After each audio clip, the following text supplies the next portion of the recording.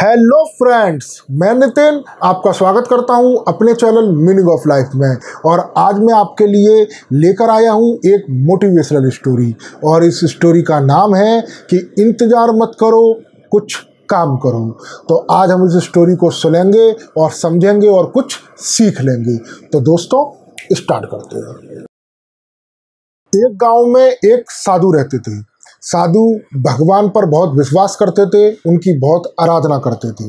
एक दिन वो पेड़ के नीचे, एक वृक्ष के नीचे बैठे हुए थे और तपस्या में लीन थे, भगवान को याद कर रहे थे, तपस्या कर रहे थे। अचानक से उस गांव में बाढ़ आ गई। बाढ़ इतनी जोरों से आई कि वहाँ के जो निवासी थे वहाँ अफरा तफरी मच गई। लोग भागने लगे अपने घर से, अपने प्राणों की जान बचाने के लिए वो एक पहाड़ की ओर भागने लगे। तभी उसमें से एक व्यक्ति ने साधु की ओर देखा और सोचा कि ये साधु तपस्या कर रहे हैं और बाढ़ आ रही है, मुझे लगता है कि मुझे इनके पास जाना चाहिए। वो साधु के पास गए और साधु से बोले कि आप क्यों नहीं भाग रहे हैं, इतनी जोरों की बाढ़ आई हुई है, आपको तुरंत यहाँ से निकल जाना चाहिए, नहीं तो आप इस बाढ़ में डूब जाएंगे। तभी साधु बोले कि आप यहाँ से जाइए, मैं नहीं जाऊँगा, क्योंकि मैं भगवान पर बहुत विश्वास करता हूँ, मुझे तो बचाने के लिए भगवान ही आएंगे। ये बात सुनकर वो पैदल जो व्यक्ति था वो वहाँ से चला गया। पानी अब थोड़ी देर बाद कमर तक आ गया। कमर तक आ गया तो कुछ लोग नाव से जाने लगे, क्योंकि पानी का बहाव बहुत तेज था। तभी एक नाव वाले व्यक्ति ने साधु को देखा।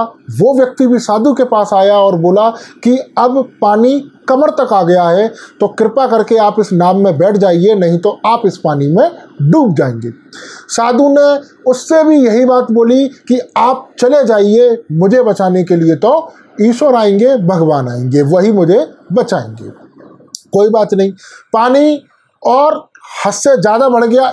उसका जो लेवल था वो इतना बढ़ गया कि साधु के सर तक पानी आने लगा। कुछ देर बाद हेलीकॉप्टर की मदद आई। हेलीकॉप्टर में बैठे लोगों ने ऊपर से रस्सी साधु की तरफ फेंकी और साधु से बोले कि आप इस रस्सी को पकड़िए और हेलीकॉप्टर में आ जाइए। लेकिन साधु ने उनको भी यह कह के मना कर दिया कि आप इस रस्सी को ऊपर खींच लें, मुझे बचाने तो ईश्वर ही आएंगे। हेलीकॉप्टर भी वहाँ से चला गया।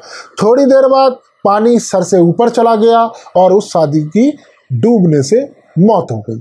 जब उसकी मौत हो गई तो वो ईश्वर के पास पहुंचा और वो ईश्वर से बोला कि प्रभु, मैंने आपकी पूरी जिंदगी भर आपकी आराधना करी, आपकी पूजा करी, आप पर इतना अटूट विश्वास रखा, लेकिन आप मुझे बचाने के लिए क्यों नहीं आई। इस पर भगवान मुस्कुराते हुए बोले कि आप मूर्ख हैं। मैं एक बार नहीं 3 बार आया आपकी मदद करने के लिए। पहली बार मैं एक पैदल व्यक्ति बन के आया, दूसरी बार मैं एक नाव वाला व्यक्ति बन के आया और तीसरी बार मैं हेलीकॉप्टर वाला व्यक्ति बनकर आया। लेकिन आपने मेरे तीनों मौके, तीनों अवसर ठुकरा दिए। पता नहीं आप किस चीज़ का इंतजार कर रहे थे, आपको क्या लग रहा था, मेरे को कुछ समझ में नहीं आया। इसी वजह से आपकी मृत्यु हो गई।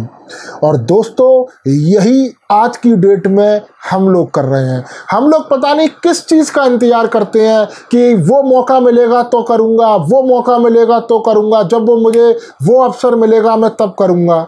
पता नहीं आप किस अवसर का इंतजार करते हो, वो कौन सा दिन आएगा जिस दिन आप कुछ कर पाएंगे। और यही करते करते, सोचते सोचते एक दिन वो मौका भी, वो ज़िंदगी भी हमारे हाथ से चली जाती है, क्योंकि समय बढ़ता चला जाता है, उम्र बढ़ती चली जाती है और एक समय के बाद हम कुछ भी नहीं कर पाते। तो दोस्तों, मैं बस यही कहना चाहता हूँ कि इंतज़ार मत करो, कुछ काम करो।